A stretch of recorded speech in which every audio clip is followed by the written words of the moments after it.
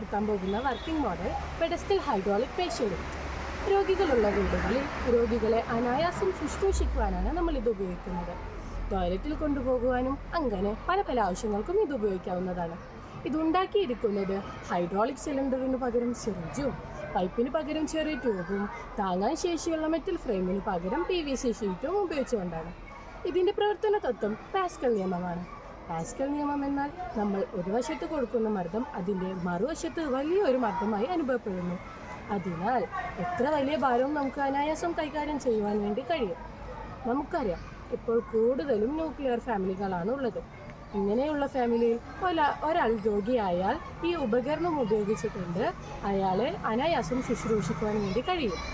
ഇതിൻ്റെ സവിശേഷതകൾ രോഗിയെ ബെഡിൽ നിന്ന് മറ്റൊരു സ്ഥലത്തേക്ക് കൊണ്ടുപോകുവാനും തിരികെ അനായാസം ബെഡിലേക്ക് കൊണ്ടുവരാനും ഇതുകൊണ്ട് സാധിക്കുന്നു. ഇതിനാവശ്യമായ സാമഗ്രികൾ ഉറപ്പുള്ള മെറ്റൽ ഫ്രെയിമും ഹൈഡ്രോളിക് സിലിണ്ടറും പമ്പ് ഹാൻഡിലും സീറ്റുമാണ്. ഇതിൻ്റെ പ്രവർത്തനം ഓയിൽ നിറച്ച ഒരു ഹൈഡ്രോളിക് സിലിണ്ടറിനെ പമ്പ് ഹാൻഡിൽ ഉപയോഗിച്ചുകൊണ്ട് നമുക്ക് ഉയർത്തിയും താഴ്ത്തിയും പ്രവർത്തിക്കാൻ വേണ്ടി കഴിയും. ഒരു സമൃദ്ധ വ്യൂഹത്തിൽ അടങ്ങിയിരിക്കുന്ന ദ്രാവകങ്ങളുടെ മർദ്ദം ഒരു വശത്ത് കൊടുക്കുമ്പോൾ ആ ദ്രാവകങ്ങളുടെ മർദ്ദം എല്ലാ വശത്തും അനുഭവപ്പെടുന്നു.